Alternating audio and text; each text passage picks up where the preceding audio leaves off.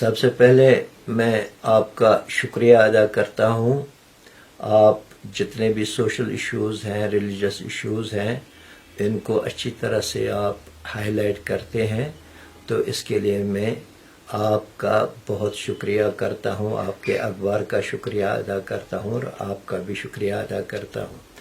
دراصل انسانیت جو ہے، انسانیت مونو کہتے ہیں ان سے نکلا ہے، یعنی جب ایک انسان دوسرے انسان سے انسیت رکھے، محبت رکھے، تو اسی کا نام انسانیت ہے. اگر انسان سے نفرت رکھے تو یہ انسانیت کی توہین ہے. جہاں تک اسلام کا تعلق ہے، اسلام دین انسانیت ہے. اس سلسلے میں سب سے پہلے ہم دیکھتے ہیں کہ قرآن میں کہا گیا ہے الحمدللہ رب العالمین، یعنی جو اللہ ہے وہ تمام عالموں کا رب ہے. یہاں رب المسلمین نہیں کہا گیا، رب العالمین، یعنی تمام جتنی بھی مخلوق ہیں، جتنے بھی انسان ہیں، ان کا رب اللہ ہے. جب ہم کائنات میں دیکھتے ہیں اللہ کی جو بخششیں ہیں وہ سب کے لیے عام ہیں. اگر سورج کی روشنی ہے تو یہ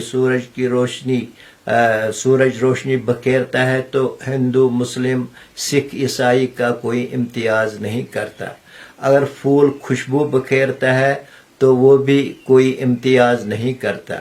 قدرت کے جو خوبصورت نظارے ہیں، جس طرح ایک مسلمان کی آنکھوں کو لبھاتے ہیں، اس طرح ایک ہندو کی آنکھوں کو بھی لبھاتے ہیں.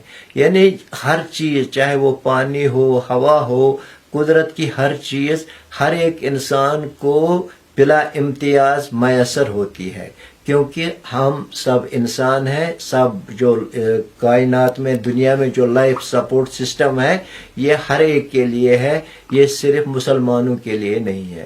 دوسری بات یہ ہے کہ قرآن میں کہا گیا ہے کہ جو انسان ہے اس کو ہم نے اشرف المخلوقات بنایا.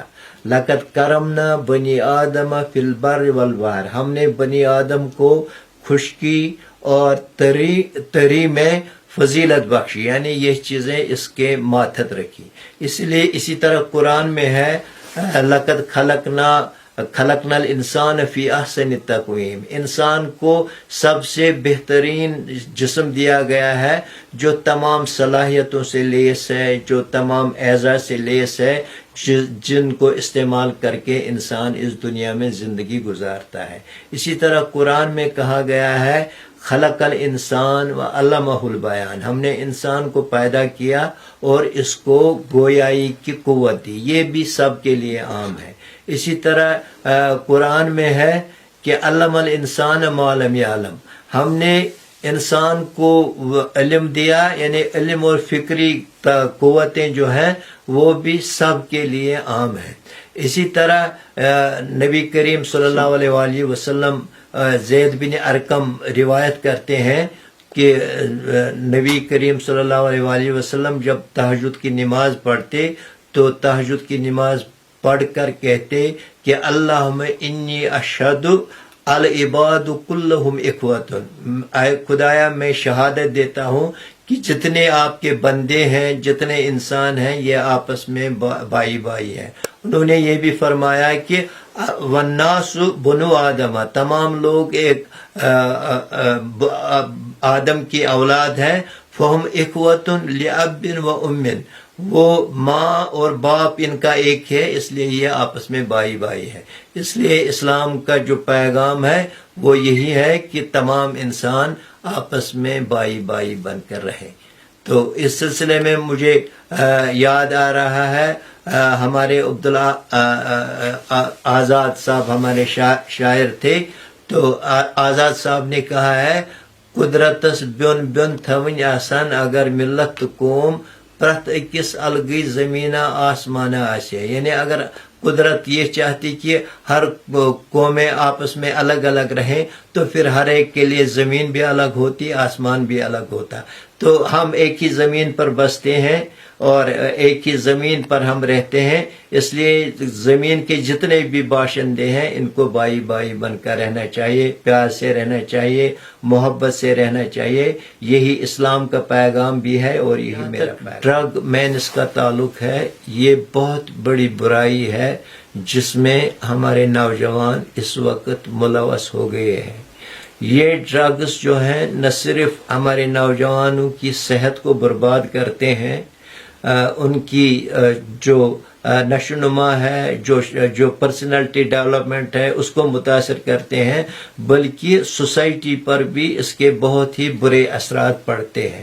ہمارا جو نوجوان ہے یہ قوم کا سرمایہ ہے، اگر یہ ڈرگس لے لے تو جو ہمارا ہیومن ریسورس ہے وہ ہیومن ریسورس اس طرح سے تباہ ہو رہا ہے، برباد ہو رہا ہے۔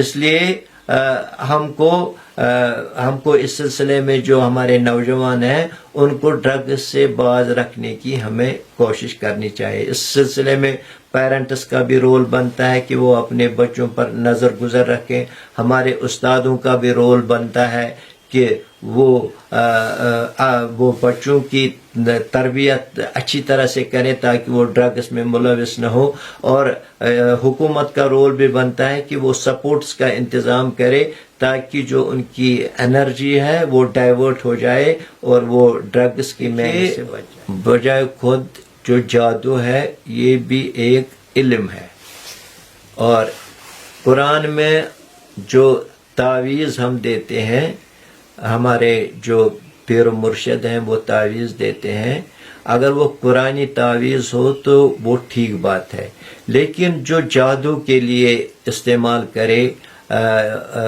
اس علم کو دوسرے کو نقصان پہنچانے کے لیے، یہ تو اسلام میں صریح طور حرام ہے۔ جادو کرانا بھی حرام ہے اور جادو کرنا بھی حرام ہے، تو اس لیے لوگوں کو اس سے بچنا چاہیے۔ کچھ لوگ لوگوں کو فریب دیتے ہیں، دھوکہ دیتے ہیں، لوگوں سے پیسہ حاصل کرنے کے لیے جھوٹ موٹ کے تعویذ دیتے ہیں، تو یہ بھی بہت ہی بری بات ہے، اور تو ایسا نہیں کرنا چاہیے، تو اس سے ہمیں بچنا چاہیے۔